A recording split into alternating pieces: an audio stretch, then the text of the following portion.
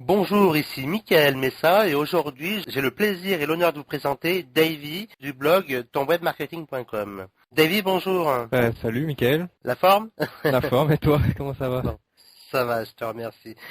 Donc, Davy a une expérience de plusieurs années dans le marketing Internet et dans le business Internet. Il a investi dans une start-up également. Il a un réseau d'une trentaine de sites Internet, dont un qui a attiré plus d'un million de Un visiteurs, million de pages vues, un million de pages. 1 million de pages vues, pardon, en l'espace d'un an. C'est ça. Donc, à quel moment, Davy, as-tu démarré ton propre business sur Internet et quelles sont les raisons qui t'ont poussé à le faire? Alors, officiellement, j'ai démarré ma web entreprise en 2010, quand je me suis déclaré officiellement comme entrepreneur. Enfin, ça faisait déjà longtemps que j'étais sur le web, j'avais plein de sites personnels, si tu veux. Ça fait depuis que je suis tout jeune que je me passionne pour la création de sites web, la mise en forme de sites web, même si je suis pas développeur ou graphiste. Et ça a vraiment commencé quand je suis parti au Mexique, c'était en 2009. Je suis une personne normale, si tu veux, je viens d'un milieu modeste. Et à ce moment-là, quand je suis parti vivre au Mexique, on m'a fait découvrir un livre, Père riche, Père pauvre, je sais pas si tu connais. Oui, très bien. Voilà, ce livre, il a totalement changé ma vision des choses sur les possibilités d'entreprendre et que c'était accessible à tout le monde. Et donc c'est à partir de ça que je me suis dit bon ben c'est possible, je peux croire en mes idées, je peux le faire même si je pars de zéro. Donc à partir de ce moment-là, j'ai commencé à me déclarer officiellement en tant qu'entrepreneur, à développer mes sites internet, me former, continuer à lire. Et c'est à partir de ce moment-là que j'ai commencé à développer le réseau de sites web que j'avais et puis en acquérir d'autres. J'ai fait l'acquisition d'autres sites web entre-temps et à créer de nouveaux sites internet. Aujourd'hui, Davy, combien de sites et de blogs possèdes-tu actuellement? Alors, si je prends l'intégralité, il y en a plus d'une vingtaine, une trentaine, environ un petit peu moins d'une trentaine, mais qui sont vraiment actifs et visités, je dirais une dizaine, dont 4 qui sont les plus développés, qui ressortent du lot par rapport aux autres, qui contribuent le plus à mon chiffre d'affaires, si tu veux. Et donc tu me dis, si j'ai bien compris, tu as 4 sites, ce sont les piliers Donc de ton voilà, business, ce sont en quelque sorte. les vaches à lait, si tu veux. Combien de visiteurs arrives-tu à attirer sur ces 4 sites qui sont les piliers? Parce qu'on va parler essentiellement sur ceux-ci, même si on a davantage à côté. Chaque année environ, ce réseau, ça représente entre 500 000, 500 000 et 800 000 visiteurs à peu près. Entre 500 et 800 000 visiteurs par an. À peu près, oui, voilà. En 2011, c'est là où j'ai eu ma plus grosse année. Après, en 2012, j'ai perdu un petit peu plus de trafic. Après, quelques mises à jour de Google. Et là, en 2013, c'est encore en cours. Mais tu as fait une pointe à plus d'1 million de pages vues sur l'un de tes sites. Oui, c'est ça, sur un site où je propose des téléchargements de Smiley. Et en plus, le summum, c'est surtout, ils vendent aucun produit marketing là-dessus. Disons que c'est une niche, ouais, c'est une niche comme une autre. Il y a une demande, il y a des gens intéressés, il y a des gens qui font des recherches sur ça sur Internet. Donc bon, j'ai réussi peu à peu à le développer. Enfin, c'est même une micro niche parce que tu vois, le téléchargement de Smiley, c'est vraiment réservé aux webmasters, aux adolescents qui recherchent à agrémenter leur conversation, etc. Mais oui, disons que enfin, c'est une niche différente, mais ça reste une niche où il y a une demande. Donc bah, effectivement, là où il y a demande, il y a un marché, donc il y a un business. Tout à fait. Mais c'est vrai que j'aime bien le souligner parce que j'ai l'impression que beaucoup de gens veulent se lancer dans le marketing parce qu'ils voient que ça, business internet, marketing, et ils ont l'impression peut-être que on peut gagner que de l'argent dans ces différents domaines. Alors qu'en fait, par rapport à ton expérience, il y a plein d'autres domaines sur internet où on peut gagner de l'argent. Bah oui, ce serait même plus dur d'ailleurs de se lancer dans le domaine du marketing Internet. C'est vrai que les 3 domaines les plus attaqués sur Internet, c'est le domaine du marketing Internet, ensuite la perte de poids, puis tu as aussi la séduction, donc tout ce qui a trait au mariage, etc. Mais après, ça c'est vraiment les domaines où il y a beaucoup de concurrence, il y a déjà beaucoup d'acteurs présents. Après, il y a plein d'autres domaines ou plein d'autres idées, même pas seulement en conseil. Là, par exemple, je fais sur certains de mes blogs du conseil et de la formation.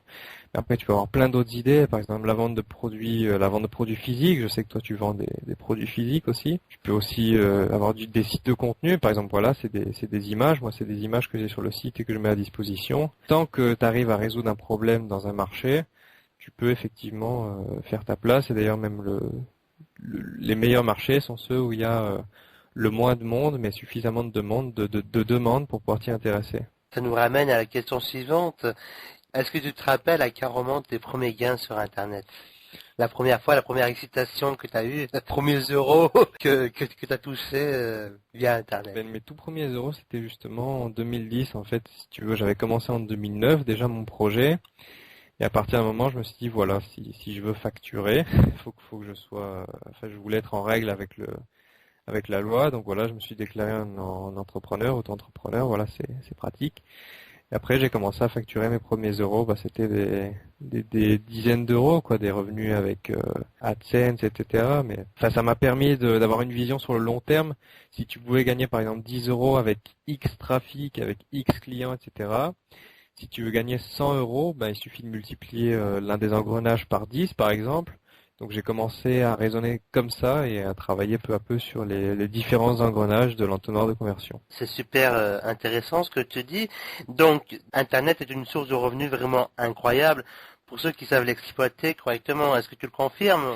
Plutôt qu'une source de revenus, je dirais plutôt une opportunité vraiment énorme pour les entrepreneurs d'avoir une plus grosse puissance de frappe, si tu veux. Le fait de considérer Internet comme un support, ça te permet de considérer tes sites Internet, ton ou tes sites Internet comme une véritable entreprise.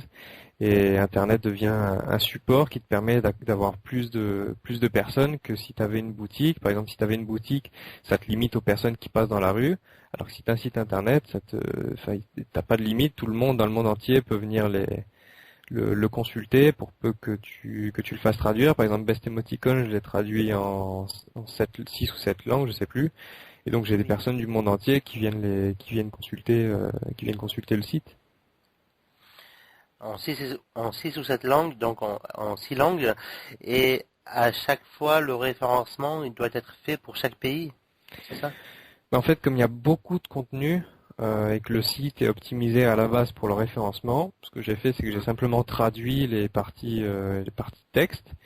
Après, le référencement s'est fait entre guillemets tout seul parce qu'il y a beaucoup de mots-clés de la longue traîne, c'est-à-dire des mots-clés avec plusieurs mots, des expressions clés si tu veux, donc qui se sont positionnés tout seuls. Après, il suffisait de créer quelques partenariats, d'avoir quelques liens, et au fur et à mesure que les gens faisaient des liens, que les gens parlaient, ça développe peu à peu le référencement. Super. Donc, quels sont les 3 conseils, ou davantage d'ailleurs, mais quels sont les 3 conseils que doit mettre en place une personne qui désire entreprendre et réussir sur Internet dès aujourd'hui?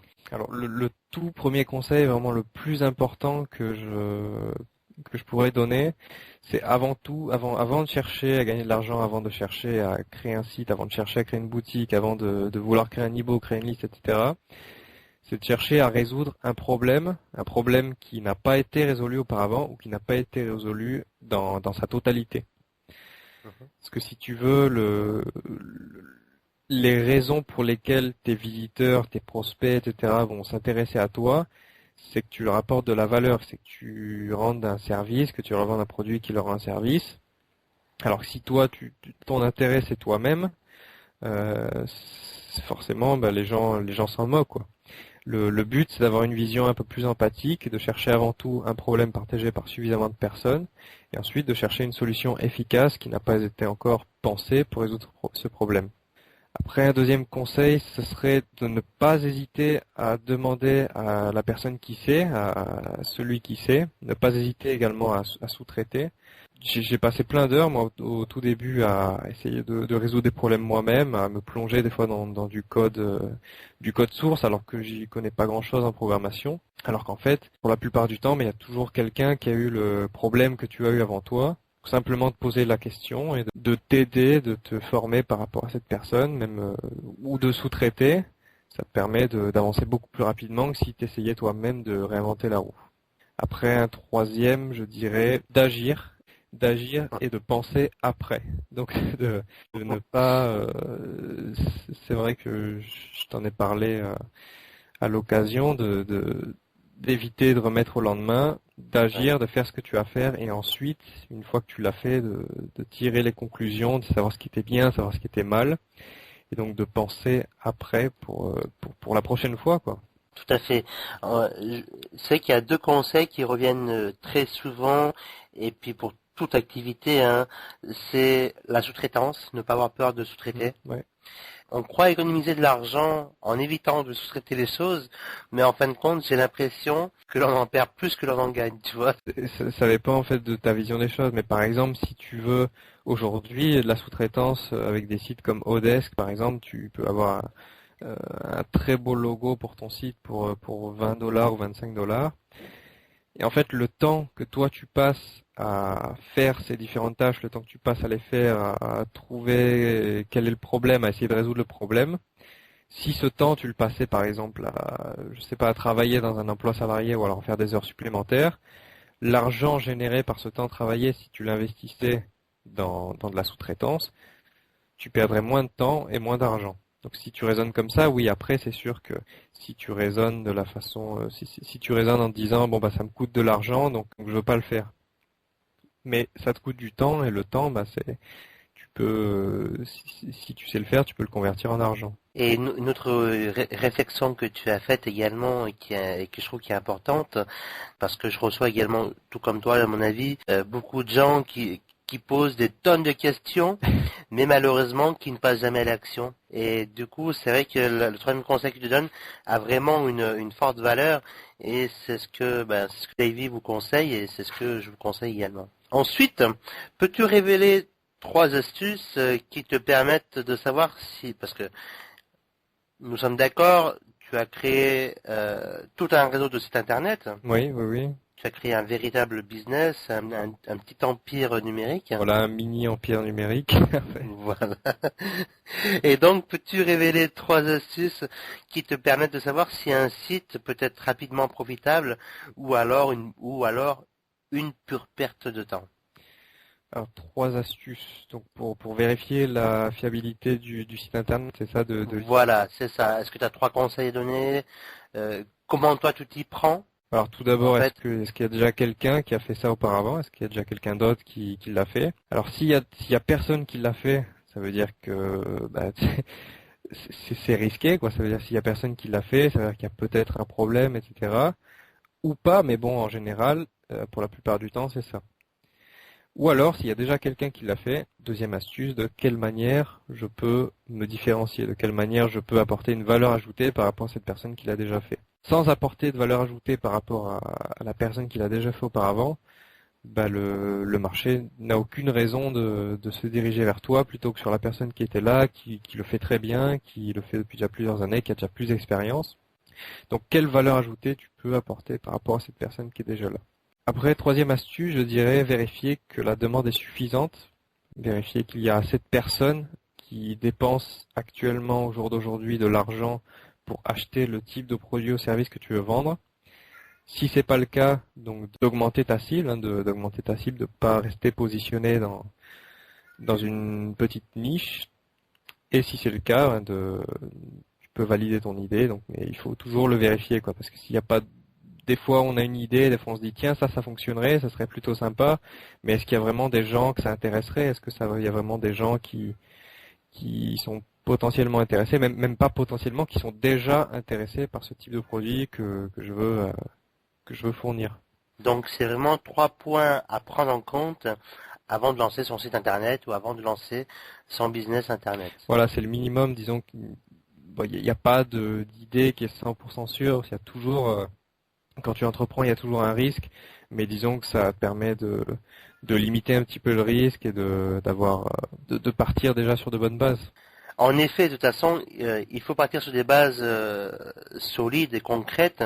L'avantage qu'il y a avec Internet, mine de rien, c'est que l'on peut démarrer avec quasiment pas d'argent. Ouais, ça c'est par rapport à un commerce classique, hein, je parle. un gros avantage, quoi. Tu t'économises tout d'abord le local, les stocks. Ouais. Ça dépend si tu achètes des produits physiques, non, mais si tu as une idée de site web, de contenu par exemple, tu t'économises également les stocks, donc tu peux commencer avec très très peu de budget. Et puis également, tu évites aussi d'acheter à fond de commerce, et puis donc tu économises vraiment de l'argent, et donc la rentabilité peut être optimum. Exactement. Par rapport à ton expérience, David, quel est le processus gagnant qu'un web entrepreneur doit mettre en place impérativement afin de gagner de l'argent sur Internet? Alors, le processus, donc je dirais tout d'abord d'avoir un support, c'est-à-dire d'avoir un support où tu peux accueillir les visiteurs. Donc d'avoir ce support qui existe. Ensuite, de créer de la valeur, c'est-à-dire de donner une raison aux personnes de visiter et de rester sur ce support. Après, de créer une relation avec les personnes qui sont sur ce support, donc de créer une relation de confiance et d'offrir du contenu, de continuer à offrir de la valeur pour leur faire comprendre que ton produit, ton idée, ça peut les aider, c'est bien. Et après, quatrièmement, d'avoir un processus de facturation, de pouvoir avoir des clients s'il s'agit de vente de produits, ou alors de pouvoir avoir des annonceurs s'il s'agit de la publicité, donc de pouvoir recueillir des annonceurs, ou alors si tu veux sous-traiter, faire appel à une régie publicitaire, mais quoi qu'il en soit, d'avoir ce processus de facturation où tu peux transformer ton trafic existant en client d'une manière ou d'une autre. Effectivement, en fait, donc c'est les 4 points clés qui me paraissait important. Quand tu dis avoir un support existant, ça va être aussi bien un blog qu'un site internet. N'importe quel support, un blog, un site internet, une boutique en ligne par exemple, ou même une application web, une application mobile. D'ailleurs, de varier les supports aussi, c'est un moyen de te différencier. Hein. Tu vois, il y a de plus en plus d'entreprises qui se lancent en commençant par une application mobile, et ensuite ils font une application web, un logiciel, une boutique, etc. Le contraire se voit aussi, tu crées un blog, tu crées un site internet, ensuite tu crées une application, mais un support qui te permet de commencer à accueillir tes premiers visiteurs, tes premiers prospects. Je te remercie pour ta réponse. Une autre question qui me revient souvent dans les emails que je reçois, et je pense que les auditeurs ou les lecteurs doivent se la poser également. Est-ce qu'il est plus facile de démarrer un business sur Internet aujourd'hui, malgré la concurrence, malgré l'augmentation de sites Internet et de blogs, par rapport à il y a 5 ou 6 ans en arrière? Oui, j'ai déjà eu cette question aussi. On me dit souvent, oui, mais c'est plus difficile aujourd'hui, il y a trop de concurrence. En fait, si tu veux, il y a 5-6 ans en arrière, il y avait moins de concurrence certes, mais il y avait beaucoup moins d'outils. Par exemple, WordPress, je ne sais pas si c'était déjà commencé ou s'il n'y avait pas WordPress, mais WordPress, il n'y avait pas. Il n'y avait pas d'outils comme PrestaShop pour créer des boutiques en ligne en quelques minutes. Il n'y avait pas de scripts des plugins qui te permettent de mettre en forme un site internet professionnel sans connaissance technique. Donc si tu démarrais avant, soit il fallait apprendre la programmation, le design, soit il fallait faire appel à un programmeur, un designer. Donc oui, la concurrence est plus élevée, mais tu as beaucoup d'outils et beaucoup d'informations. Tu as de plus en plus d'informations qui te permettent de savoir comment faire, alors qu'avant il n'y en avait pas. Donc, à mes yeux, c'est plus facile aujourd'hui, surtout que malgré le fait que la concurrence soit plus élevée, si tu es un spécialiste dans ton cœur d'activité, tu as toujours la possibilité d'être au-dessus de quelqu'un qui, voilà, il y a des millions de blogs, mais sur ces millions de blogs, tu en as quelques milliers seulement qui vraiment ressortent du lot. Donc la concurrence forte sur ces quelques milliers, mais après, toujours moyen de faire ta place par rapport à ces personnes-là, si, comme on le disait auparavant, si tu arrives à apporter une valeur différente par rapport aux personnes qui sont déjà présentes. Et toi donc, quelle est ta stratégie? Est-ce que tu as une stratégie d'email marketing? Est-ce que tu as une stratégie en fin de compte de capture d'emailing, de capture d'email? On va sortir du cadre marketing, et est-ce que pour les 4 sites ou blogs qui sont les piliers de ton entreprise, oui. Est-ce que tu as une stratégie d'emailing? Alors sur 2 d'entre eux, oui, donc ça c'est ceux qui sont dans le domaine du marketing, mais après pour les 2 autres, non. C'est surtout une stratégie de référencement, donc d'être présent dès l'apparition du besoin, donc dès que quelqu'un recherche le besoin d'être présent. J'ai une stratégie, j'avais une page Facebook sur un de mes autres sites également qui permettait de fidéliser les visiteurs. Donc les visiteurs venaient, mon objectif c'était d'avoir un clic sur j'aime pour ensuite pouvoir les faire revenir. Et quelques partenariats pour être visible, c'est-à-dire pour avoir que le nom de mon site internet soit visible chez ses partenaires. Comme ça, si les autres personnes vont chez ces partenaires, donc ils voient le nom de mon site internet, comme ça ils disent tiens je connais ce site web, tiens j'y repasserai à l'occasion, mais pour vraiment ancrer cette idée dans le cerveau de mes visiteurs, de dire de leur faire connaître la marque du site internet. Mais l'emailing, oui, je l'utilise, mais je veux vraiment pas en faire la seule technique de promotion, tu vois, comme chaque technique, ça reste une technique.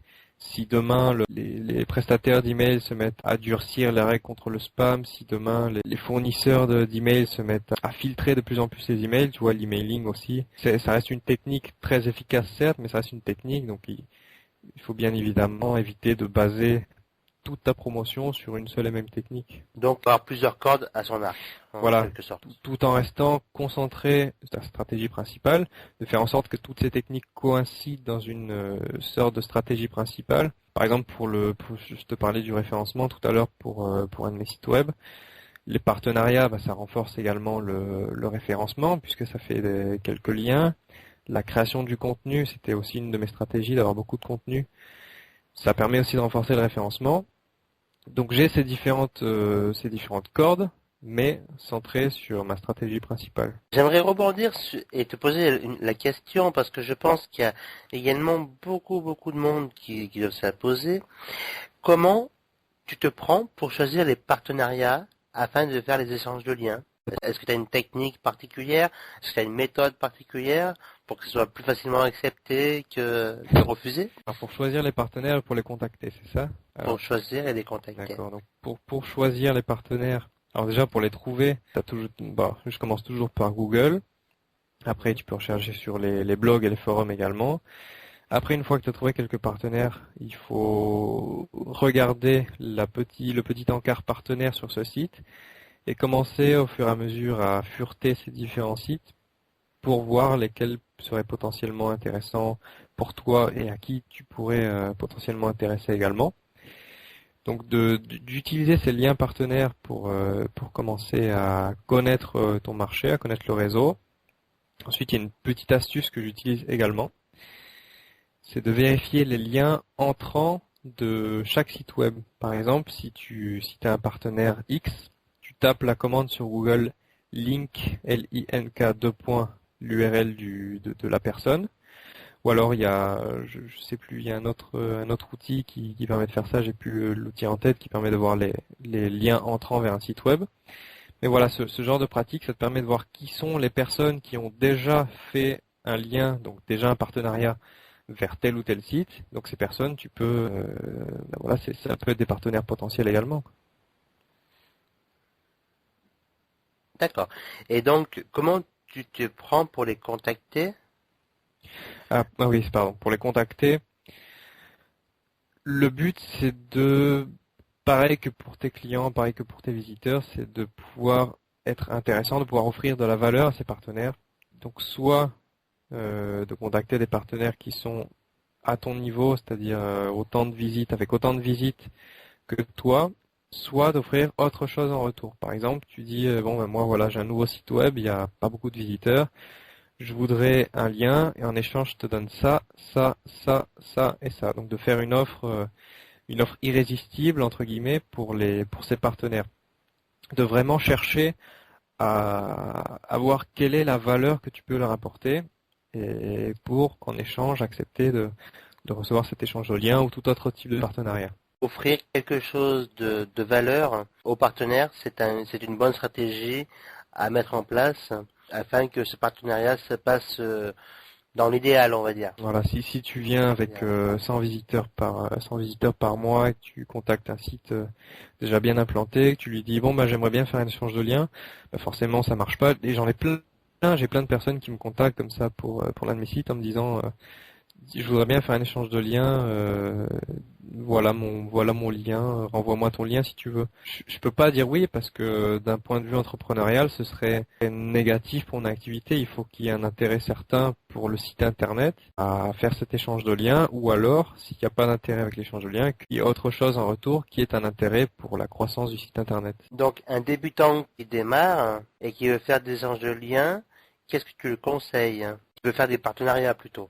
Alors, un débutant qui démarre de zéro. Un débutant qui démarre de zéro avec un blog ou un site internet, qu'est-ce que tu le conseilles? Alors, ce serait de ne pas commencer par faire des échanges de liens, de commencer par voir quel est ce que toi tu peux apporter à ton partenaire.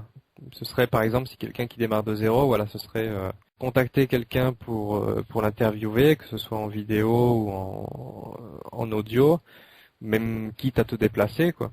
Parce que ça fait toujours de la visibilité pour cette personne, donc ça c'est vraiment quelque chose d'intéressant par rapport à un échange de liens et que t'es pas de visiteur. Ensuite, qu'est-ce que tu peux offrir d'autre à ces partenaires?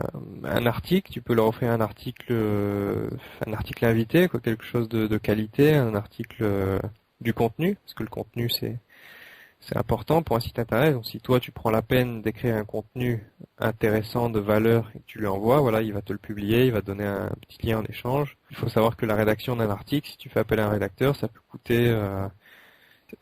coûter entre 10 euros pour un article vraiment faible, jusqu'à 80 euros, voilà, pour un gros article pilier, quoi. Donc c'est intéressant, c'est le genre de choses intéressantes à faire quand tu débutes.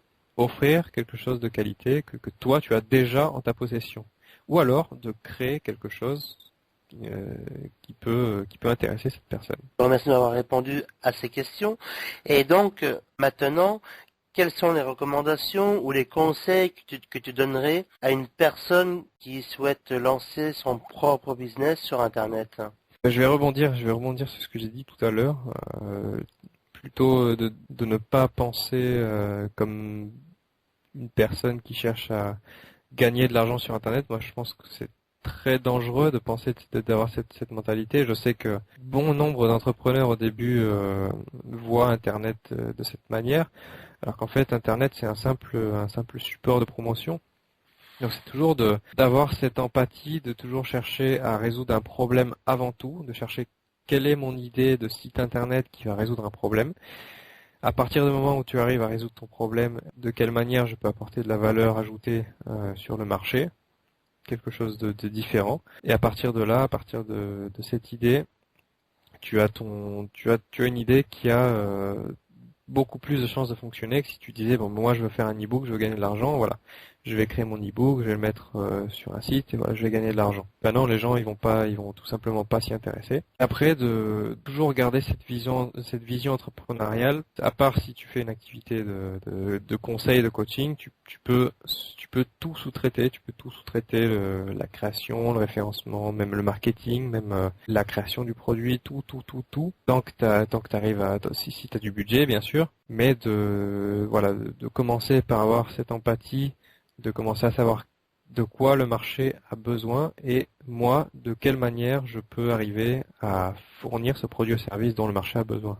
En fin de compte, c'est comment satisfaire la demande du client. Voilà, comment toi tu peux créer une valeur pour satisfaire cette demande.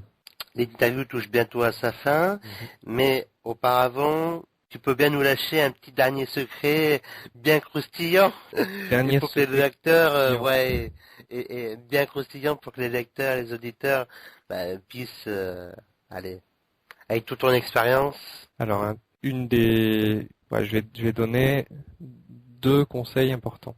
À chaque fois que tu as besoin d'un détail technique, d'un logo, de quelque chose de graphique, de programmation, n'importe quoi, de se rendre sur odesk.com, c'est un site en anglais, en français c'est un site qui est très bien pour ça, qui s'appelle coder.com, mais sur Odesk c'est plus avantageux puisque tu as accès à des personnes du monde entier, et de publier de quoi tu as besoin. Par exemple, moi j'ai besoin d'un beau design pour mon blog, je voudrais ça et ça. J'ai besoin de faire telle ou telle chose, ça et ça. Et quitte à devoir, je sais pas, ça dépend de l'activité, faire des heures supplémentaires ou alors pour prendre un autre boulot à mi-temps ou quoi pour pouvoir financer ce genre de pratique, mais de toujours faire comme ça parce que ce sera mieux fait, plus rapidement et ce sera beaucoup moins, tu perds beaucoup moins de motivation puisque du coup c'est plus toi qui fais l'action, c'est le prestataire. Toi tu as simplement à diriger dans le sens où tu souhaites. C'est une des choses que sans ça, j'aurais jamais développé mes sites internet, j'aurais jamais créé mon entonnoir de vente. Parce qu'il y a plein de détails techniques que même si tu apprends à les faire, tu peux pas tout faire. Donc de ne pas hésiter à déléguer, entre autres, en recherchant des personnes sur odesk.com. Deuxième chose importante, il y a une expression en anglais qui dit It's not what you know, it's who you know.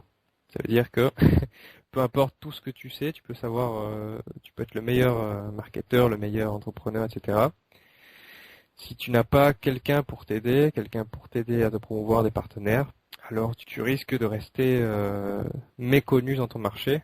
Parce qu'il faut savoir qu'en marketing, plus on entend parler de toi, plus tu deviens important, plus tu deviens crédible. Si personne ne parle de toi, donc si tu n'as fait, en règle générale, personne ne parle de toi de façon naturelle. Il faut faire l'initiative de contacter quelqu'un pour avoir, même si on parle pas de toi dans le sens cette personne est géniale, etc., mais de faire voir ton nom. Par exemple, comme je te le disais, de faire voir ta marque avec un article, tout simplement en faisant voir le nom de ton blog et ton nom, en te faisant voir toi sur des sites partenaires avec des échanges de liens, ou alors de faire des accords pour avoir même pour acheter, hein, ne pas hésiter à acheter des espaces publicitaires sur certains sites de ton marché pour commencer à avoir un réseau de partenaires, à te créer un réseau de partenaires qui pourront, toi, t'aider à monter les marches, toi, en retour, à leur apporter de la valeur par rapport à ce que tu as aujourd'hui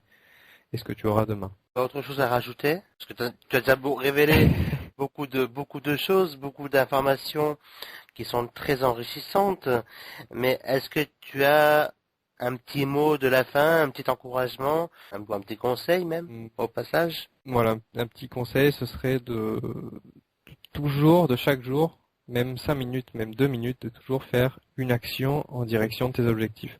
D'avoir tous tes objectifs à plat. Je sais qu'il y a beaucoup de personnes qui disent que les objectifs, c'est des conneries, etc. Mais pour moi, c'était vraiment cette pratique-là qui m'a permis de ne jamais perdre la motivation, de pouvoir agir jour après jour. D'avoir ta liste d'objectifs, ces objectifs en liste d'actions, ou d'avoir, je sais pas, sur une application sur ton téléphone de rappel, ou alors un simple bloc-notes où tu as tes actions à faire, et chaque jour de faire quelque chose qui te permet de faire une action, ou de commencer à faire une action, et jour après jour, de continuer à faire ces actions, jour après jour, jusqu'à ce que tu aies fait toutes tes actions. Alors bien évidemment, il faut s'assurer que ces actions soient les bonnes à faire, mais quoi qu'il en soit, même si tu n'es pas sûr que ces actions soient faites, c'est toujours mieux que de ne rien faire et de rester immobile. Ça te permet, soit tu vas réussir, soit tu vas apprendre. Donc quoi qu'il en soit, d'avoir ta liste d'objectifs, ta liste d'actions et tous les jours d'agir. Et peu à peu, forcément, si tu arroses ton gazon chaque jour, il finit par pousser. On va se laisser sur ce conseil de la fin. Et on a passé un bon moment. J'espère que ça a été la même chose de votre côté. Je vous remercie. Merci David d'avoir accepté l'interview. Merci à toi Mickaël. C'est tout le plaisir est pour moi.